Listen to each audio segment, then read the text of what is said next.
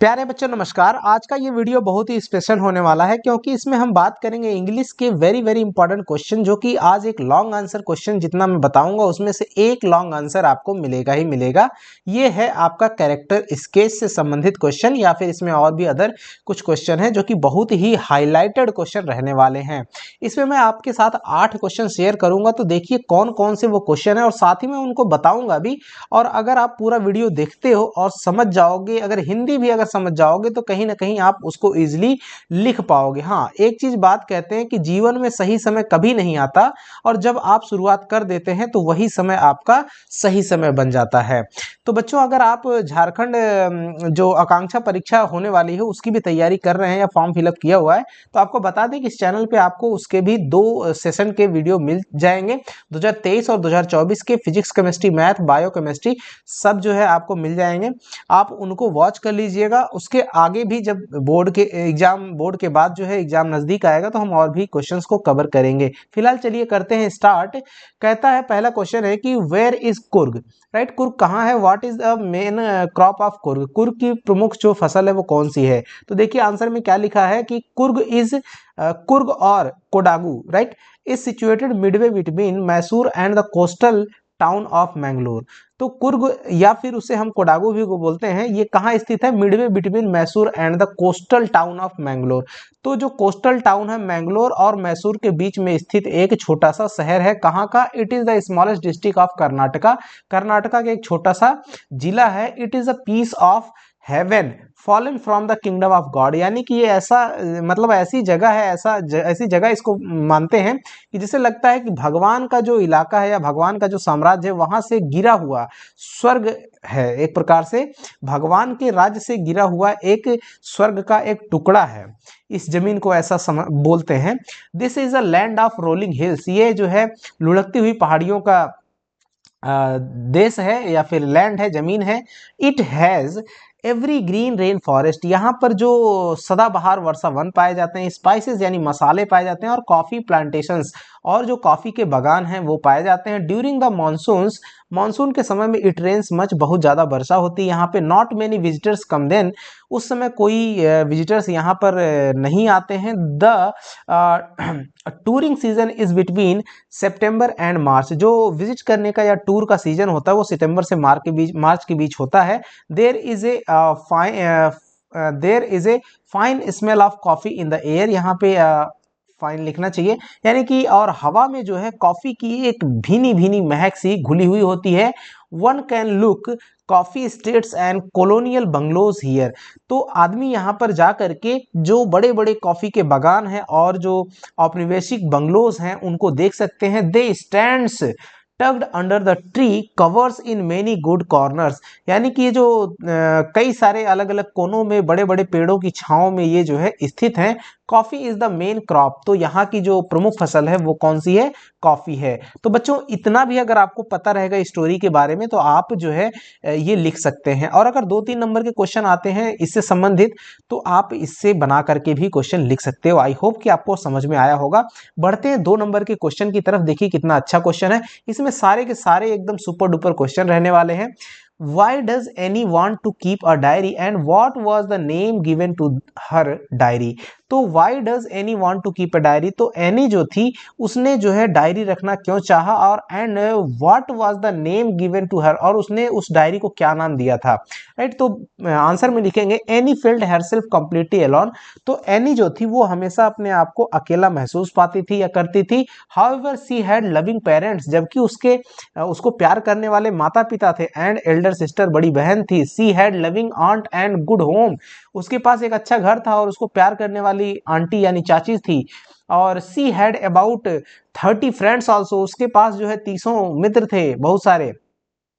Yet सी felt alone, उसके अलावा भी वो अपने आप को अकेला महसूस करती थी। Actually there was no close friend. Could confined in her hearts deepest feeling. Actually क्या कह रहा है कि actually there was no close friend, उसके पास कोई जो है मतलब करीबी मित्र नहीं था, यानी कि एकदम खास मित्र नहीं था जिससे वो अपने दिल की बात या अंदर की बातें शेयर कर सके। She had many things to talk about, वो बहुत सारी बातें करना चाहती थी जो अपने क्लोज फ्रेंड से, but she could not do so, लेकिन वो ऐसा नहीं कर पाती थी in the absence of a true friend, एक सच्चे मित्र की कमी के कारण वो ऐसा नहीं कर पाती थी। सी हैड फ्रेंड्स, उसके मित्र तो थे लेकिन but she could not do so in the absence of a true friend, लेकिन वो एक सच्चे मित्र की पूर्ति नहीं कर पाते थे। She had friends but they could not, उसके मित्र तो थे but they could not be called true friends, लेकिन वे सच्चे मित्र नहीं कहे जा सकते थे। And she talk to them about ordinary things, वो उनसे सिर्फ सामान्य बातें ही करती थी, but not of the heart, लेकिन अंदर से जो हृदय की बातें हैं, अंदरूनी बातें वो सब नहीं बताती थी, करती थी। So he could not get closer to them, जिस वजह से वो उनके साथ में एकदम क्लोज फ्रेंडशिप नहीं कर पाती थी। So she decided to keep a diary, इसलिए उसने डिसाइड किया कि वो एक डायरी रखेगी। She could write in it, उसमें जो है वो सब कुछ लिखेगी। ऑल हर एवरी पर्सनल, वो अपने सारे व्यक्तिगत थॉट्स, अपने विचार, अपनी भावनाएं, सब कुछ उसमें लिखेगी। और सी कॉल्ड हर डायरी, और उसने अपनी डायरी को कहा, क्या नाम दिया? किटी एज अ फ्रेंड, मतलब अपने डायरी को एक फ्रेंड की डायरी का नाम दिया किटी, राइट। तो अब आगे बढ़ते हैं अगले क्वेश्चन की तरफ बच्चों। Next question super duper question, when did लैंचो have faith in, तो लैंचो को कब फेथ हुआ और व्हाट डिड ही डू, और उसने क्या किया। तो देखिए लैंचो was really a hard working farmer, लैंचो एक बहुत मेहनती किसान था। हिज अर्थ नीडेड वाटर, उसका जो जमीन थी उसकी वो पानी, उसको उसकी जमीन को पानी की जरूरत थी। ही से क्लाउड इन द स्काई, ही से क्लाउड, राइट, ही से क्लाउड्स इन द स्काई, उसने आसमान में बादल देखे। He told his wife that it would rain, उसने अपनी पत्नी से कहा कि वर्षा होगी। Soon it started raining and hailing, और जल्द ही वर्षा होने लगी और साथ ही साथ में वर्षा और ओले दोनों गिरने लगे। His crop was destroyed by hello storm, और जिसके कारण से हेल स्टॉर्म का मतलब होता है जो बर्फबारी होती है, उसके चलते जो है उसकी फसल नष्ट हो गई। Lencho feared that his family would starve, starve का मतलब होता है भूख से मरना। तो लैंचो फियर्ड, लैंचो डर गया, दैट हिज फैमिली वुड स्ट्रैव, मतलब कि उसकी फैमिली जो है भूख के कारण मतलब मर ना जाए या भूख के कारण परेशान ना हो। But he had A ट्रेमेंडस faith in God, लेकिन उसे बहुत असीम जो है विश्वास था किसमें? भगवान में। He was sure that no one died of hunger as God eyes see everything, क्या उसको इतना विश्वास था कि ही वॉज श्योर दैट, वो इतना निश्चिंत था कि that no one dies of hunger, यानी कि भूख से कोई भी मर नहीं सकता। As God eyes see everything, क्योंकि भगवान की जो आंखें हैं वो सभी को देखती हैं। He believed that God saw even that is deep in one's consequences, मतलब कि अंदर की जो उसको इतना विश्वास था कि जो भगवान है वो डीप इन वंस कॉन्सिक्वेंसेस, मतलब कि कॉन्शियंस, मतलब कॉन्शियंस जो है उसके अचेतन मन में जो विचार रहते हैं उसको भी भगवान जान जाता है। Naturally he had this single hope, वास्तव में उसके पास सिर्फ और सिर्फ एक ही आशा थी, कौन सी? हेल्प फ्रॉम गॉड, यानी भगवान से मदद। सो नेक्स्ट मॉर्निंग, अगली सुबह, he wrote a letter to God, उसने एक भगवान को पत्र लिखा, उसने भगवान को एक पत्र लिखा। His second letter confirms his great belief, right, और उसका जो दूसरा पत्र है उसने भगवान के बारे में जो उसका विश्वास था, आस्था थी, उसको बिल्कुल कंफर्म कर दिया। इन ए वे, इस तरह से God help comes to him, right, in a way God's help comes to him through through the post office people, मतलब उसको ऐसा लगा जो है उसको फील भी हुआ कि गॉड ने उसकी मदद करी, लेकिन असल में किसके द्वारा मदद की गई थी? पोस्ट ऑफिस के जो लोग थे उनके द्वारा मदद की गई थी, और उसको लगा कि गॉड ने उसकी मदद करी, राइट। आगे बढ़ते हैं अगले क्वेश्चन की तरफ। देखिए अगला क्वेश्चन है, how did the young seagull, young का मतलब होता है नवजात या फिर यूं कह लो कि युवा, मेक हिज फर्स्ट फ्लाइट, यानी कि पहली उड़ान भरने के लिए। आपको मैंने यहाँ पे एक पिक्चर लगाई हुई, यहाँ पे ये जो सेगल है, ये एक सेगल क्या होता है? एक जो है आपका पानी वाला पक्षी होता है, यूं कह लो कि समुद्री पक्षी भी कह सकते हो। तो वो जो है जो समुद्र के आसपास रहने वाले पक्षी हैं उनमें से ये आता है। तो ये यंग सेगल यानी कि एक छोटा सीगल है, सीगल पक्षी, वो जो है अपनी पहली उड़ान भरना चाह रहा है। तो वही पूछ रहा है कि how did the young seagull make his first flight, तो यंग सेगल ने अपनी पहली उड़ान कैसे भरी, ये आपका क्वेश्चन है। तो बच्चों आप पक्षी को भी पहचान सकते हो कि ये सेगल पक्षी यही होता है। आगे देखिए आंसर में क्या लिखेंगे, our parents had decided to take us for our first flight. तो जो हमारे माता पिता हैं, यानी कि वो बोल रहा है हमारे माता पिता had decided to take us for our first flight, right. तो उसकी पहली फ्लाइट के लिए उसके माता पिता ने क्या किया, डिसाइड किया take us for our first flight, हमारी फर्स्ट फ्लाइट के लिए। तो इसके और भी जैसे ये उड़ना सीख रहे होते हैं तो ग्रुप में रहते हैं तो सब लोग कई सारे एक साथ में उड़ना सीख रहे हैं, तो उसी में से एक बोलता है कि आवर पेरेंट्स मतलब हम सबके जो माता पिता हैं, जो और सेगल्स का ग्रुप था उन सब में से, तो वो सब डिसाइड किया उन्होंने कि जो पहली फ्लाइट है यानी कि उड़ान भरने की, उसका निर्णय किया। वी वर वेरी हैप्पी, वो सभी बहुत खुश थे, हम सब बहुत खुश थे। But we wonder that was but we wondered that, हम आश्चर्यचकित थे, what was wrong with the young seagull, लेकिन हम आश्चर्यचकित थे कि जो है जो यंग सेगल था, यानी सेगल स्पेशल किसी एक पक्षी, इस सेगल की बात कर रहे हैं, छोटे सेगल की, कि वो जो है रॉन्ग विद द, उसके साथ क्या गलत हो रहा है, उसको कुछ गलत फील हो रहा था, ऑड फील हो रहा था, right. He was afraid to fly off with us, वो हम सभी के साथ में उड़ने से डर रहा था।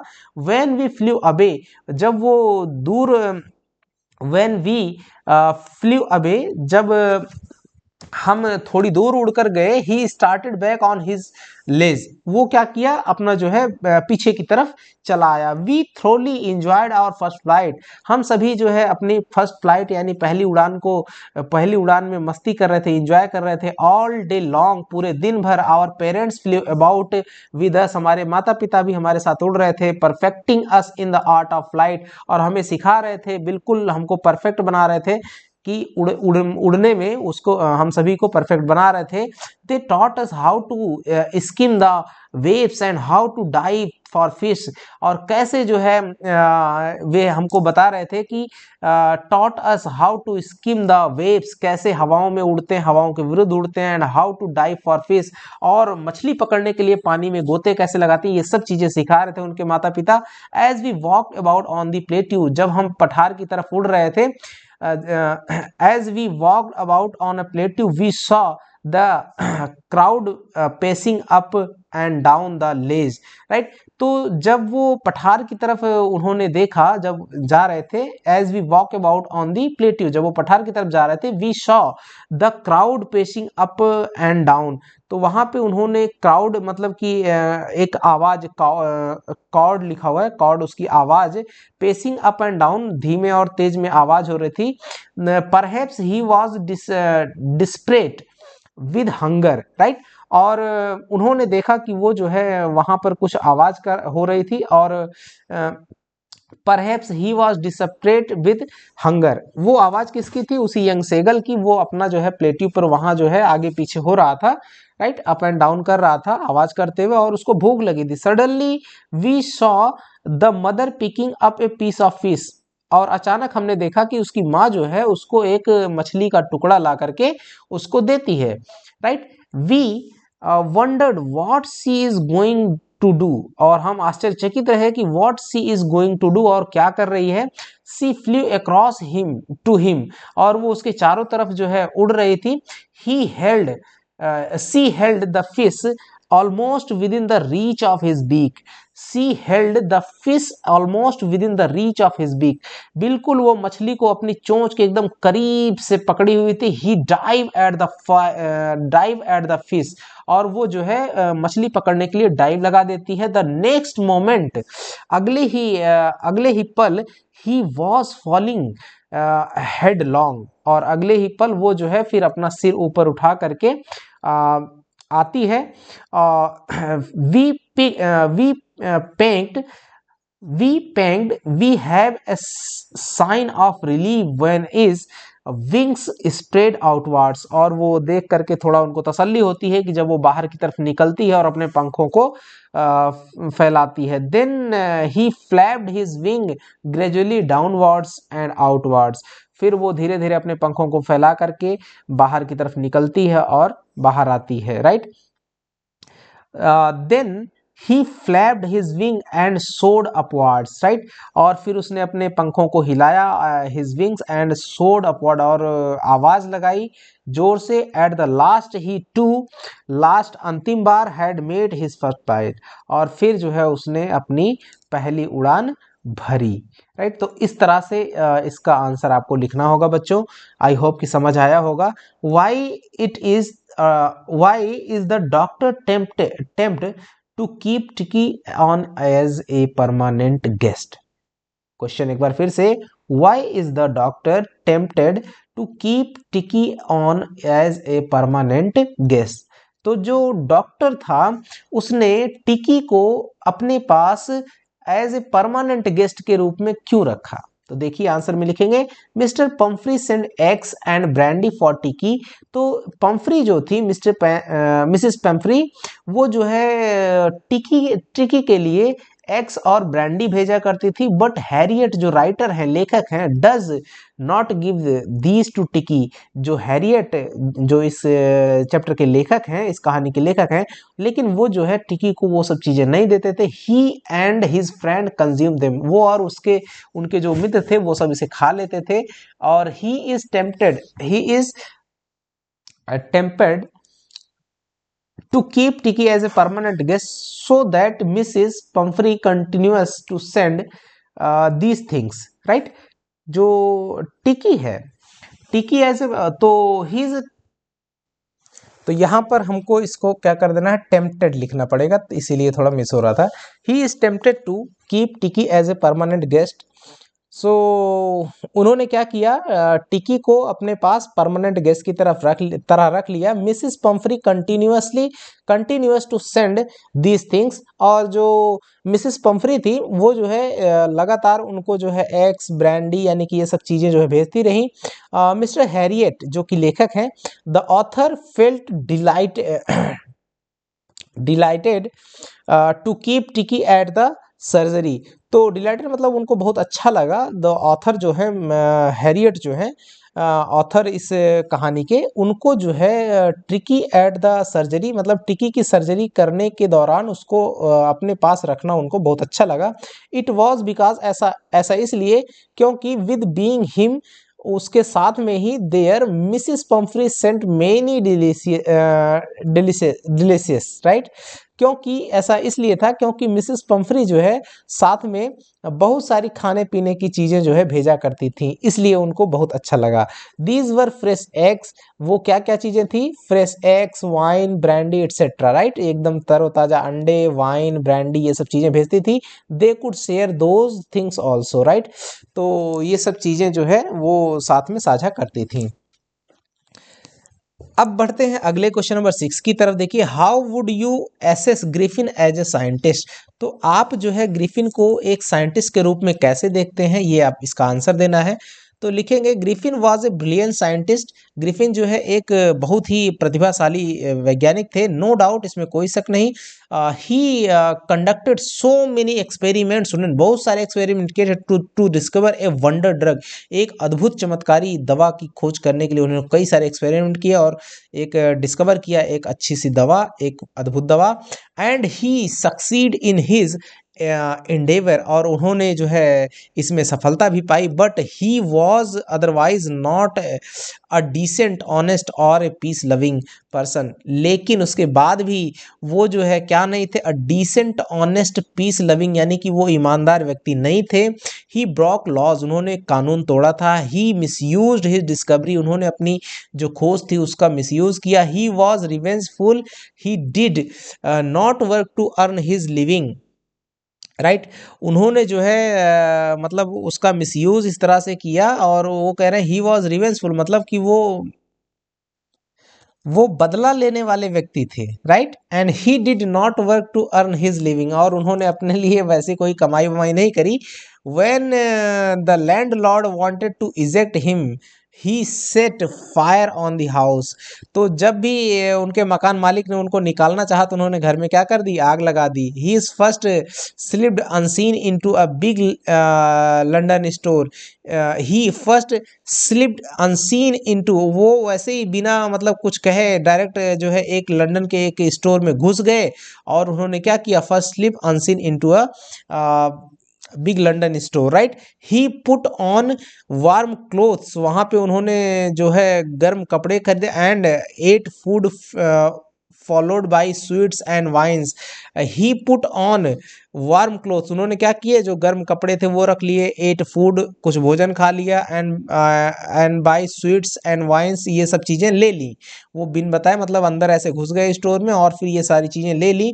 ही मेड नो पेमेंट, और उन्होंने कोई पेमेंट भी नहीं करी। He entered a shop and clothed himself, right. He entered a shop, और वो एक दुकान के अंदर भी घुस गए। And clothed himself and stole the money, और उन्होंने अपने कपड़े उतार करके कपड़े पहने और साथ ही साथ में जो है उन्होंने वहां से पैसे भी चुराए। He stole the clergyman's money also, उसने जो है क्लर क्लर्जी मैन मतलब कि जो पादरी थे, पादरी के भी पैसे चुराए। ही हिट मिसिस हॉल, और उन्होंने जो है जो मिसिस हॉल थी उनको भी चोट पहुंचाई ऑन द फेस, उनके चेहरे पर। ही पुश्ड हर, एंड उसने उनको उनको धक्का दिया। एंड हर हस्बैंड, उनको और उनके पति को धक्का दिया, पति को उनको धक्का दिया। And her husband out of the room, और उनके पति को बाहर, घर से, कमरे से बाहर निकाल दिया। Finally he hit the constable, और अंत में उन्होंने कांस्टेबल को भी मारा। एंड मेड हिम अनकॉन्शियस, और इतना मारा कि वो अचेत हो गया। और ही वॉज दस लॉलेस पर्सन, इसलिए वो एक लॉलेस पर्सन यानी कि कानून तोड़ने वाले व्यक्ति थे। विद द स्ट्रेंज हैबिट, इन्हीं खराब आदतों के कारण। एंड इरिटेबल टेम्पर, यानी कि जो जिद्दी वाला, जिद्दी इरिटेबल टेम्पर वाले व्यक्ति थे, राइट। तो इस तरह से हमें जो है जो हमारे ग्रिफिन जी थे उनको हम इस तरह से देखते हैं एज ए साइंटिस्ट, राइट। तो ये आपको इसका आंसर लिखना पड़ेगा इस तरह से। क्वेश्चन नंबर 7 है, give a character sketch of भोली। भोली का जो कैरेक्टर स्केच है वो आपको लिखना है। तो देखिए क्या होगा, आंसर में लिखेंगे, Bholi was a fourth daughter of Numberdar Ramlal, right. जो नंबरदार रामलाल थे वो जो है भोली नंबरदार रामलाल की फोर्थ डॉटर थी, यानी चौथी बेटी थी। She had fallen off the cot when she was a baby. वो खाट पर से, कॉट मतलब होता है खाट, जो चारपाई बोलते हैं, तो वो खाट पर से गिर गई थी जब वो छोटी थी। Perhaps it has damage some part of her brain, जिस कारण से उसके दिमाग में थोड़ी चोट आ गई थी और कुछ जो है वो उसकी याददाश्त में कमी आ गई थी। Then he said small then she had smallpox, और उसको फिर स्मॉल पॉक्स हो गया। और her body was disfigured by pock marks, जो स्मॉल पॉक्स के जो छोटे छोटे दाने होते हैं, माता जी इसको कहते हैं, तो उसके चलते उसका जो चेहरा है वो मतलब बदसूरत हो गया, एक प्रकार से डिसफिगर्ड मतलब कम सुंदर, राइट। फिर भोली यूज टू स्टेमर, और फिर जो है भोली यूज टू स्टेमर, और जो भोली थी वो जो है स्टेमर मतलब हकलाना होता है, हकलाती भी थी। सी वॉज नॉट वाइज, वो बहुत चालाक नहीं थी। एंड नॉट ब्यूटीफुल, और सुंदर भी नहीं थी। But her education brought a change in her personality, लेकिन जो उसकी शिक्षा हुई उसने उसके व्यक्तित्व में एक बहुत बड़ा बदलाव लाया। As she give up, as as she grew up, और वो इतना बदलाव लाया। She stopped stammering, right. She stop stammering, अर्थात वो हकलाना बंद कर दी। She now knew what was good and what was bad, और वो ये समझ गई कि अब सही क्या होता है और गलत क्या होता है, इनमें फर्क करना जान गई। Her father Ramlal accepted the marriage proposal of Bishambar, और उसके पिताजी ने बिशंबर के द्वारा उसकी शादी का जो प्रपोजल था उसको एक्सेप्ट कर लिया। बिशंबर के साथ में उसकी शादी का प्रपोजल एक्सेप्ट कर लिया। द ग्रोसर फॉर भोली, राइट। द ग्रोसर, वो एक जो है ग्रोसर था, जो बिशंबर था वो एक बनिया था और उस बिशंबर बनिए से जो है भोली के पिताजी ने उसकी शादी मान ली, right. But he demanded a dowry of 5,000 rupees. Dowry मतलब होता है दहेज, ऑफ 5,000 रुपीज़, 5,000। लेकिन जो है बिशंबर ने उसके पिताजी से 5,000 रुपये मांगे। किसके रूप में? दहेज के रूप में। ऑन द मैरिज डे, किस दिन? शादी के दिन। Bholi refuse to marry a greedy man. Bholi ने क्या कर दिया? विवाह से मना कर दिया। Refuse to marry a greedy man यानी कि एक लोभी आदमी के साथ में शादी करने से मना कर दिया। एंड हेटफुल पर्सन, राइट, जो घृणा का पात्र पर्सन हो, इस तरह से उससे जो है शादी से इनकार कर दिया। एजुकेशन हैड दस मेड भोली अ वाइज गर्ल। तो जो शिक्षा है, एजुकेशन है, उसने भोली को एक चतुर चालाक लड़की बना दिया, राइट। तो इस तरह से हमको आंसर करना है। और लास्ट क्वेश्चन बच्चों, question number 8, give a character sketch of Horace Danby, right. Horace Danby का कैरेक्टर स्केच आपको लिखना है। तो आंसर लिखेंगे, Horace Danby was unmarried. Horace Danby जो थे वो अनमैरिड थे। He was about 50 years old, उनकी उम्र लगभग 50 साल थी। He was a good natured man, वो एक अच्छे व्यक्तित्व वाले व्यक्ति थे। देयर फोर, इसलिए एवरी वन लाइक्ड हिम, इसलिए सब उनको पसंद करते थे। He was Fairlie successful in his profession of lock making, वो जो लॉक यानी ताले बनाने का काम करते थे उसमें वो बहुत ही मतलब सक्सेसफुल थे, यानी कि बहुत अच्छे से ताले बनाते थे। He is always minded his own business and live peacefully, वो ऑलवेज जो है मतलब अपने बिजनेस में ध्यान लगाते थे और रहते थे, शांतिपूर्वक रहते थे। He was considered as a good and respectable citizen, right. वो एक जो है रिस्पेक्टेबल सिटीजन व्यक्ति के रूप में, नागरिक के रूप में जाने जाते थे। हाउएवर, लेकिन कभी कभी he was not completely honest, वो पूरी तरह से कभी कभी ईमानदार नहीं थे। ही had a keen fondness of rare and expensive book, वो जो है किताबों के बड़े शौकीन थे, राइट। और महंगी किताबों मतलब किताब पढ़ने के बहुत शौकीन थे। और जो महंगी किताबें होती हैं उसके, he need a great deal of money but his desired to buy his desired book, right. तो उनको जो है उसके लिए जो किताब थी, किताबों में उनको रुचि थी और वो एक्सपेंसिव थी किताबें, तो उसके लिए उनको क्या चाहिए था? Great deal of money to buy his desired books, जो उनको पढ़ने के लिए जो किताब अच्छी लग रही थी उसको पढ़ने के लिए उनको ढेर सारे पैसे की ज़रूरत थी। लेकिन he started committing thefts with a view of meeting, he started committing theft, लेकिन उन्होंने क्या किया? चोरी करना शुरू कर दिया। इसके लिए, किसके लिए? उस किताब को खरीदने के लिए, जो पैसे जुटाने के लिए उन्होंने चोरी करनी शुरू कर दी। A view of meeting his expense on books, right. तो जिसको वो अपनी किताबों पे खर्च करते थे। Nevertheless Horace Danby was a typical thief, जबकि इतना सब करने के बाद भी लेकिन जो डोरेक हेनबी थे वो एक स्पेशल, एक विशिष्ट प्रकार के चोर थे। He robbed just one safe every year, right. वो साल भर में सिर्फ एक ही बार चोरी करते थे। Moreover he stole only from those who had lot of money, और वो उसी के यहाँ चोरी करते थे जिसके पास ढेर सारा पैसा होता था, यानी कि धनाढ्य व्यक्ति के यहाँ ही वो चोरी करते थे। He never thought of hurting anybody, वो कभी किसी दूसरे को चोट पहुंचाना नहीं चाहते थे। Therefore he did not carry any weapons, इसलिए वो अपने पास कोई हथियार नहीं रखते थे। The lady outwitted him only because, right, the lady जो एक महिला थी, outwitted him only because he trusted her, उसने उसे धोखा दे दिया, उन्हें उनको धोखा दिया। उस लेडी ने जो है हॉरेक डेनबी को एक बार धोखा दिया क्योंकि वो उस पर विश्वास करते थे। He feared the person, right, he feared the person, therefore he was submissive rather than aggressive, right। इसलिए वो जो है सबमिसिव थे rather than aggressive, एग्रेसिव होने की वजह वो जो है सबमिसिव थे। he was always successful at robbery, वो लगभग की चोरियों में सफल रहते थे। एक्सेप्ट ऑन 2 occasions, सिर्फ 2 बार वो जो है मतलब सक्सेसफुल नहीं हुए, बाकी और सभी चोरियों में वो लगभग सक्सेसफुल ही रहे। तो आई होप कि बच्चों ये क्वेश्चन आपके एग्ज़ाम में आएंगे, इनमें से क्वेश्चन ज़रूर देखने को मिलेंगे और ये आपके एग्ज़ाम में काफ़ी आपके लिए मददगार भी साबित होंगे। ठीक है बच्चों, ऐसे ही और भी कंटेंट्स लेकर के आपके लिए आते रहेंगे आपके एग्ज़ाम तक पूरा। बने रहिएगा, चैनल पे नए हैं तो सब्सक्राइब कर लीजिएगा और ज़्यादा कुछ कहने की ज़रूरत नहीं है। अगर पसंद आए वीडियो तो लाइक करना, अदरवाइज डिसलाइक करना। मिलेंगे नेक्स्ट वीडियो में, तब तक के लिए नमस्कार, जय हिंद बच्चों।